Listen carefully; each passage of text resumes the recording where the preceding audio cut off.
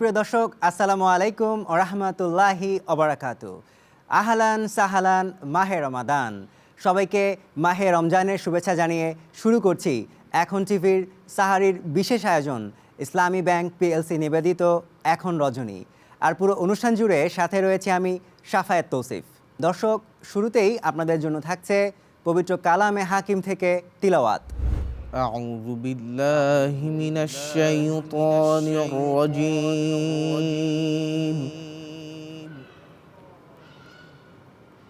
بسم الله الرحمن الرحيم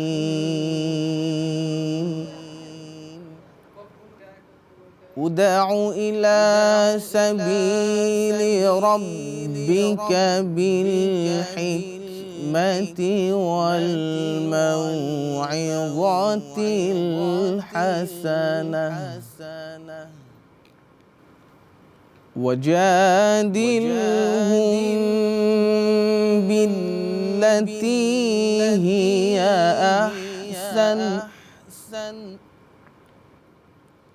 إن ربك هو أعلم بمن ضل عن سبيله وهو أعلم بالمهتدين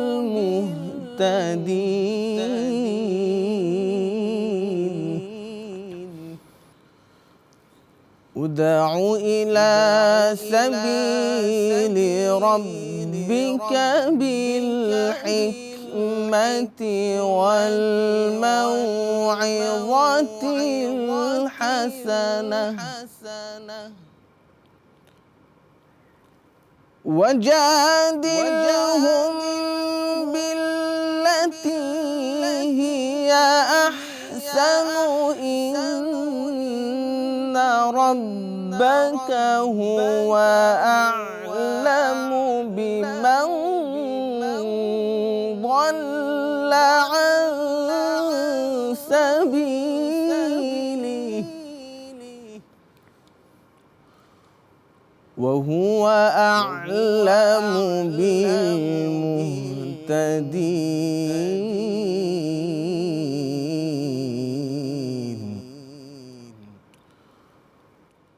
وإن عاقبتم فعاقبوا بمثل ما عوقبتم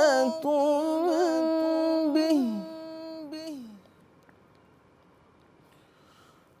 ولئن صبرتم لهو خير للصابرين واصبر وما صبرك إلا بالله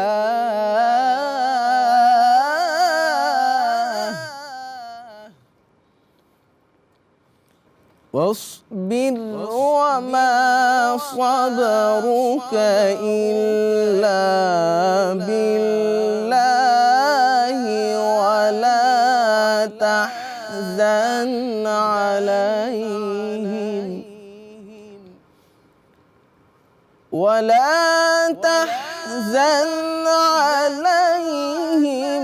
ولا تك في ضيق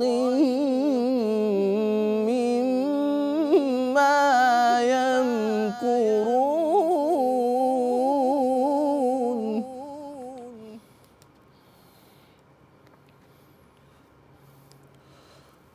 ولئن صبرتم لهو خير للصابرين واصبر وما صبرك إلا بالله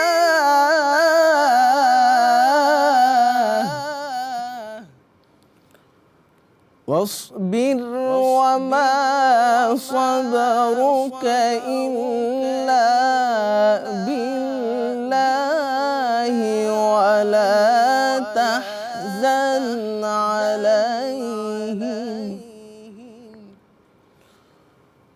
واصبر وما صبرك إلا بالله ولا تحزن عليهم ولا تك في ضيق مما يمكرون إن الله مع الذين اتقوا والذين هم محسنون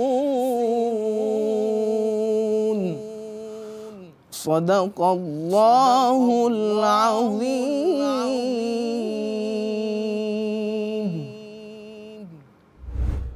সময় হলো বিরতির। আপনারা দেখছেন ইসলামী ব্যাংক পিএলসি নিবেদিত এখন রজনী। ফিরছি কিছুক্ষণের মধ্যেই।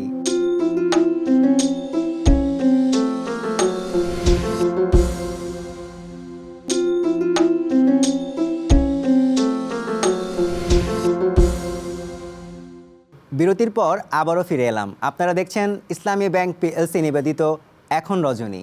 দর্শক, এই পর্যায়ে পবিত্র কুরআন এবং সুন্নাহ থেকে জেনে নিব জীবন ঘনিষ্ঠ কিছু গুরুত্বপূর্ণ মাসলা মাসাইল। আসসালামু আলাইকুম ওরহমতুল্লাহি ওবরাকাতু। আলহামদুলিল্লাহি ওয়াহদা ওয়াসসালাতু ওয়াসসালামু আলা মাল্লা নাবিয়্যা বা'দা আম্মা বা'দ। কাছে এবং দূরে, দেশে কিংবা প্রবাসে যে যেখান থেকে আমাদেরকে শুনছেন, সবাইকে আন্তরিক শুভেচ্ছা, প্রীতি ও ভালোবাসা জানিয়ে শুরু করছি। এ পর্বে আমরা আলোচনা শুনব তওবা ও ইস্তিগফারের গুরুত্ব ইনশাআল্লাহু তাআলা। সম্মানিত দর্শক শ্রোতা, আল্লাহ সুবহানাহু ওয়া তাআলা আমাদের মানব জাতিকে দুনিয়ার মধ্যে প্রেরণ করেছেন একটা উদ্দেশ্য নিয়ে। সেটা হলো মানব জাতি দুনিয়ার মধ্যে এসে আল্লাহ সুবহানাহু ওয়া তাআলার ইবাদত করবে। যেমনটা রব্বে করিম কোরআনে কারীমের মধ্যে বলে দিয়েছেন, ওয়ামা খলাকতুল জিন্না ওয়াল ইনসা ইল্লা লিয়াবুদুন। আমি মানব জাতি এবং জিন জাতিকে দুনিয়ার মধ্যে প্রেরণ করেছি একটা উদ্দেশ্য নিয়ে। সে উদ্দেশ্যটা হলো তারা আমার ইবাদত করবে। হ্যাঁ, আমরা আল্লাহ সুবহানাহু ওয়া তাআলার ইবাদত করি ঠিকই, কিন্তু ইবাদত করার ফাঁকে মাঝে মাঝে আমরা শয়তানের ধোকায় পড়ে গুনাহের মধ্যে লিপ্ত হয়ে যাই। এমন কেউ বলতে পারবে না যে আমি গুনাহ করিনি বা গুনাহ করি না। মানুষ বলতেই সে গুনাহ করবে, শয়তানের ধোকায় পড়বে, গুনাহ করবে, এটা স্বাভাবিক। তাই তো আল্লাহ সুবহানাহু ওয়া তাআলা তার বান্দাকে নিষ্পাপ করার উদ্দেশ্যে, সে যে গুনাহ করবে, গুনাহ পরবর্তী সময়ে তাকে নিষ্পাপ করার জন্য আল্লাহ সুবহানাহু ওয়া তাআলা তার জন্য তওবা আর ইস্তিগফারের দরজাটা খোলা রেখেছেন। এজন্যই আল্লাহ সুবহানাহু ওয়া তাআলা আমাদেরকে তওবা আর ইস্তিগফারের প্রতি উৎসাহিত করেছেন। তওবা আর ইস্তিগফারের মাধ্যমে একটা মানুষ তার কৃত গুনাহ থেকে সে নিষ্কৃতি লাভ করে। যেমনটা রাসূলুল্লাহ সাল্লাল্লাহু আলাইহি ওয়াসাল্লাম হাদিসের মধ্যে বলেছেন, আত্তাইবু মিনাজ যামবি কামাল্লা যামবা লাহু। যে ব্যক্তি গুনাহ করার পর অনুতপ্ত হয়ে রব্বে কারীমের দরবারে সে লজ্জিত হয়ে তওবা আর ইস্তিগফার করে কায়মনোবাক্যে, আল্লাহ সুবহানাহু ওয়া তাআলা তাকে মাফ করে দেন। এবং মাফ করে দেওয়ার পরে তওবা আর ইস্তিগফার করার মাধ্যমে সে এমন ব্যক্তিতে পরিণত হয় যেমন গুনাহ করার পূর্বে সে মাসুম কিংবা নিষ্পাপ ছিল, তেমন মাসুম আর নিষ্পাপ হয়ে যায়। সুবহানাল্লাহ। তাই আসুন প্রিয় দর্শক, আমরা গুনাহ করে আল্লাহ সুবহানাহু ওয়া তাআলার দরবারে আকুতি মিনতির স্বরে কায়মনোবাক্যে আল্লাহ সুবহানাহু ওয়া তাআলার দরবারে তওবা আর ইস্তিগফার করি। তওবা আর ইস্তিগফার শুধু আমরা কেন, সকল নবী রাসূলগণই করেছেন, অথচ তারা ছিলেন মাসুম বা নিষ্পাপ। নবী রাসূলদের কোনো গুনাহ ছিল না, এরপরও তাদের অবস্থা যদি আমরা দেখি যে তারা আল্লাহ সুবহানাহু ওয়া তাআলার কাছে সর্বদা তওবা আর ইস্তিগফার করেছেন। কোরআনে কারিমে সেগুলো বিবৃত হয়েছে। যেমন সাইয়্যিদুনা হযরত আদম আলাইহিস সালামের জীবনী যদি আমরা পড়ি, কোরআন থেকে যদি আমরা দেখি, তখন তিনি সেখানে গুনাহ করার পর আল্লাহ সুবহানাহু ওয়া তাআলার দরবারে তওবা আর ইস্তিগফার করেছেন, যেটা আল্লাহ সুবহানাহু ওয়া তাআলা কোরআনে কারীমের মধ্যে উল্লেখ করেছেন যে রব্বানা যালামনা আনফুসানা ওয়া ইল্লাম তাগফির লানা ওয়া তারহামনা লানাকুনান্না মিনাল খাসিরিন। ওগো দয়াময় মালিক, আপনি যদি আমাদেরকে ক্ষমা না করেন, আমরা তো নিজের উপরে জুলুম করে ফেলেছি, আপনি যদি আমাদেরকে মাফ না করেন তাহলে আমরা তো ক্ষতিগ্রস্তদের অন্তর্ভুক্ত হয়ে যাব। যেমন হযরত নূহ আলাইহিস সালাম ও তওবা ইস্তিগফার করেছেন। কোরআনে কারীম যদি আমরা দেখি, তখন সেখানেও দেখতে পাবো আল্লাহ সুবহানাহু ওয়া তাআলা তার তওবা আর ইস্তিগফারের কথা বর্ণনা করেছেন। যেমন তিনি বলেছেন, রব্বানা রব্বি গফিরলি ওয়ালি ওয়ালিদাইয়া ওয়ালিমান দাখালা বাইতিয়া মুমিনা ওয়ালিল মুমিনিনা ওয়াল মুমিনাত ওয়ালা তাজিদিজ জালিমিনা ইল্লা তাবারা। যে এমনিভাবে শুধু আদম আলাইহিস সালাম আর নূহ আলাইহিস সালাম নয়, সকল নবী করিম, সকল নবী রাসূলরা আল্লাহ সুবহানাহু ওয়া তাআলার দরবারে তওবার ইস্তিগফার করেছেন। দেখেন রাসূলুল্লাহ সাল্লাল্লাহু আলাইহি ওয়াসাল্লামের ব্যাপারেও হাদিসে এসেছে, রাসূলুল্লাহ সাল্লাল্লাহু আলাইহি ওয়াসাল্লামের জীবনের সকল গুনাহ মাফ করে দেওয়া সত্ত্বেও, তিনি মাসুম হওয়া সত্ত্বেও তিনি আল্লাহ সুবহানাহু ওয়া তাআলার দরবারে প্রতিনিয়ত 100 বার তওবা ইস্তিগফার করেছেন। কিন্তু আমরা প্রতিনিয়ত গুনাহের মধ্যে ডুবে আছি, প্রতিনিয়ত গুনাহ করে যাচ্ছি, কিন্তু আমাদের মধ্যে সেই অনুভূতিটা জাগ্রত হচ্ছে না। প্রিয় দর্শক মণ্ডলী, কবে আর আমাদের সে অনুভূতি আসবে, কবে আর আমাদের সে অনুভূতি জাগবে? আসুন, আমাদের সময় তো পুড়িয়ে যাচ্ছে, ইহকাল ত্যাগ করে তো আমাদের পরকালে পাড়ি জমাতে হবে। আসুন আমরা নিজেকে গুনাহমুক্ত জীবন যাপনে অভ্যস্ত করে তুলি, গুনাহমুক্ত জীবন গড়ি, তওবা ইস্তিগফারের মাধ্যমে নিজের জীবনকে বর্ণিল সাজে সজ্জিত করি। আসসালামু আলাইকুম ওয়া রাহমাতুল্লাহি ওয়া বারাকাতুহু। সময় হলো আরও একটি বিরতির। আপনারা দেখছেন ইসলামী ব্যাংক পিএলসি নিবেদিত এখন রজনী, সাথেই থাকুন।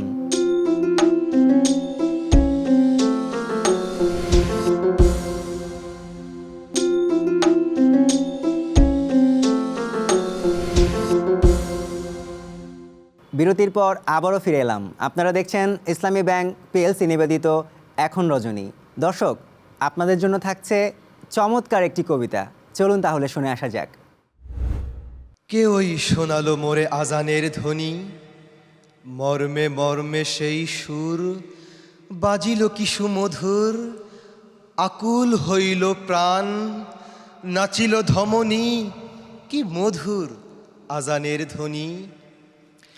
আমি তো পাগল হয়ে সে মধুর তানে, কি যে এক আকর্ষণে ছুটে যাই মুগ্ধ মনে, কি নিশীথে কি দিবসে মসজিদের পানে, হৃদয়ের তারে তারে প্রাণের শোনিত ধারে, কি যে এক ঢেউ ওঠে ভক্তির তুফানে। কত সুধা আছে সেই মধুর আজানে, নদী ও পাখির গানে তারই প্রতিধ্বনি শুনি, ভ্রমরের গুণগানে সেই সুর আসে কানে, কি এক আবেশে মুগ্ধ নিখিল ধরণী। ভূধরে সাগরে জলে নির্ঝরণী কলকলে, আমি যেন শুনি সেই আজানের ধ্বনি। আহা আহা যবে সেই সুর সুমধুর স্বরে, ভাস দূর সায়ান্নের নিথর অম্বরে, প্রাণ করে আনচান কি মধুর সে আজান, তারই প্রতিধ্বনি শুনি আত্মার ভেতরে। নীরব নিঝুম ধরা বিশ্বে যেন সবই মরা, এতটুকু শব্দ যবে নাহি কোনো স্থানে, মুয়াজ্জিন উচ্চস্বরে দাঁড়ায় মিনার পরে, কি সুধা ছড়িয়ে দেয় উষার আজানে, জাগাইতে মোহমুগ্ধ মানব সন্তানে। আহা আহা কি মধুর ওই আজানের ধ্বনি, মর্মে মর্মে সেই সুর বাজিল কি সুমধুর, আকুল হইল প্রাণ নাচিল ধমনী, কি মধুর আজানের ধ্বনি। দর্শক, আপনাদেরকে চমৎকার একটি ইসলামী গান উপহার দিচ্ছি। জীবনের পাপ তাপ পোড়াতে, মানবের শত জ্বালা জোড়াতে, আবার এলো মাহে রমাদান, আবার এলো মাহে রমাদান, আবার এলো মাহে রমাদান। জীবনের পাপ তাপ পোড়াতে, মানবের শত জ্বালা জোড়াতে, আবার এলো মাহে রমাদান, আবার এলো মাহে রমাদান, আবার এলো মাহে রমাদান। শত গুনাহগার আজ জীবিত, রহম পাবার তরে উল্লসিত। শত গুনাহগার আজ জীবিত, রহম পাবার তরে উল্লসিত। শত গুনাহগার আজ জীবিত, রহম পাবার তরে উল্লসিত। ব্যথিত হৃদয় কাঁদে লুটিয়ে পড়ে, ব্যথিত হৃদয় কাঁদে লুটিয়ে পড়ে, ঝরে যেন রহমবান। আবার এলো মাহে রমাদান, আবার এলো মাহে রমাদান, আবার এলো মাহে রমাদান, আবার এলো মাহে রমাদান।